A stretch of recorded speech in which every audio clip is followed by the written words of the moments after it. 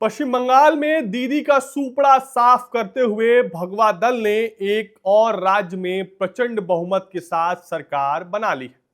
आजादी के बाद पहली दफा भारतीय जनता पार्टी ने बंगाल में सरकार बनाई।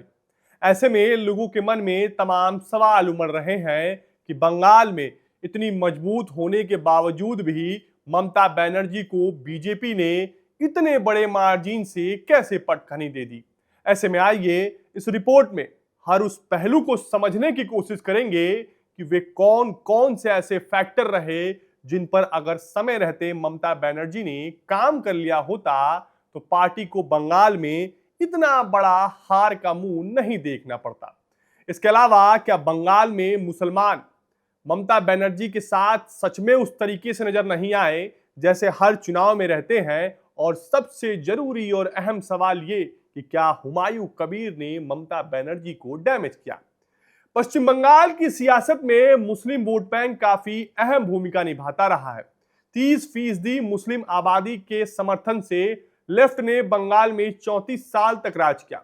लेफ्ट के पतन के बाद मुस्लिम वोट बैंक ममता बनर्जी की ओर शिफ्ट हो गया और पिछले चुनाव में मुस्लिम वोट बैंक एकमुश्त होकर ममता बनर्जी के साथ खड़ा रहा। लेकिन 2026 के विधानसभा चुनाव में बंगाल का मुस्लिम वोट बैंक बंट गया। मुस्लिम वोट बैंक के बंटने के परिणाम स्वरूप बंगाल की सत्ता ममता बनर्जी के हाथों से फिसल गई और पश्चिम बंगाल में पहली बार बीजेपी की सरकार बन गई। मालदा, मुर्शिदाबाद, उत्तर 24 परगना और दक्षिण 24 परगना जैसे जिलों में मुस्लिम वोट बैंक चुनावी का असर काफी मजबूत है। इन इलाकों में पिछले चुनाव में टीएमसी को बहुमत मिलता रहा है, लेकिन इस चुनाव में इन जिलों में भाजपा को बढ़त मिली है, जो मुस्लिम वोट बैंक शिफ्ट होने और बंटने के साफ संकेत है। बंगाल में ममता बनर्जी की पतन का मुख्य कारणों में से एक प्रमुख कारण मुस्लिम वोट बैंक का शिफ्ट होना माना जा रहा है। मुस्लिम वोट के विभाजन में मुर्शिदाबाद में बाबरी मस्जिद के शिलान्यास कर सुर्खियां बटोरने वाले हुमायूं कबीर, असुद्दीन ओवैसी की पार्टी एआईएमआईएम और पीरजाद नौशाद सिद्दीकी की पार्टी आईएसएफ ने अहम भूमिका निभाई। इन पार्टियों ने चुनाव के दौरान एक नैरेटिव बनाने की कोशिश की कि ममता बनर्जी मुस्लिमों को केवल एक वोट बैंक के रूप में इस्तेमाल कर रही हैं और ममता बनर्जी और उनकी पार्टी मुस्लिमों की हितैषी नहीं है। इस नैरेटिव का चुनाव परिणाम पर असर भी दिखा। ममता बनर्जी से नाराज होकर पूर्व मंत्री हुमायूं कबीर ने इस चुनाव से पहले एक नई पार्टी आम जनता उन्नयन पार्टी का गठन किया। बाबरी मस्जिद के शिलान्यास के मुद्दे पर तृणमूल कांग्रेस ने उन्हें पार्टी से बेदखल कर दिया था। हुमायूं कबीर ने राज्य की 294 सीटों में से 115 पर उम्मीदवार उतारे थे। हुमायूं कबीर खुद मुर्शिदाबाद की 2 सीटें रीजिन नगर और नावोदा से चुनाव लड़ रहे। दोनों ही सीटों पर हुमायूं कबीर ने जीत दर्ज की है। जिस तरह से हुमायूं कबीर ने मुस्लिमों को अपनी ओर बाबरी मस्जिद बनाने की बात कहकर एकजुट किया, उससे ममता बनर्जी के मुस्लिम वोट बैंक को नुकसान पहुंचा। दूसरी ओर बिहार चुनाव में शानदार प्रदर्शन के बाद असुद्दीन ओवैसी की पार्टी एआईएमआईएम ने पश्चिम बंगाल में चुनावी दांव लगाया था।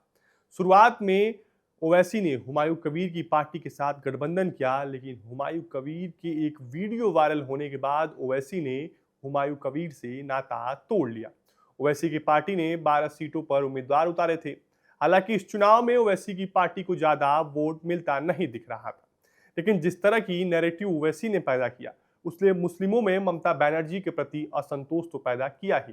चुनाव में जीत की शुरुआत ममता बनर्जी की पार्टी तृणमूल कांग्रेस ने 2008 में दक्षिण परगना 24 के जिले से ही की थी।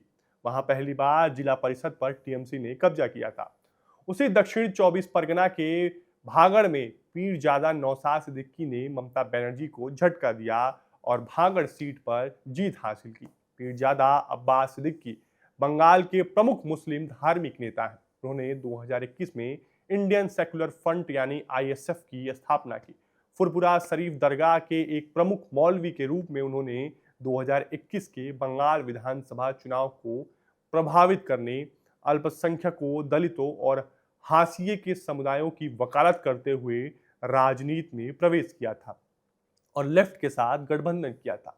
ग्रामीण बंगाल में मुस्लिम वोटिंग समीकरण बदलने से इनकी अहम भूमिका मानी जा रही है। मुस्लिम समुदाय के बीच ममता बनर्जी की पार्टी को लेकर जो असंतोष का भाव पैदा हुआ, उनमें इन नेताओं की भूमिका सबसे अहम रही। फिलहाल के लिए इतना ही। और भी ऐसे वीडियो के लिए बने रहें हमारे YouTube चैनल बजरबट्टू दुनिया पे। धन्यवाद।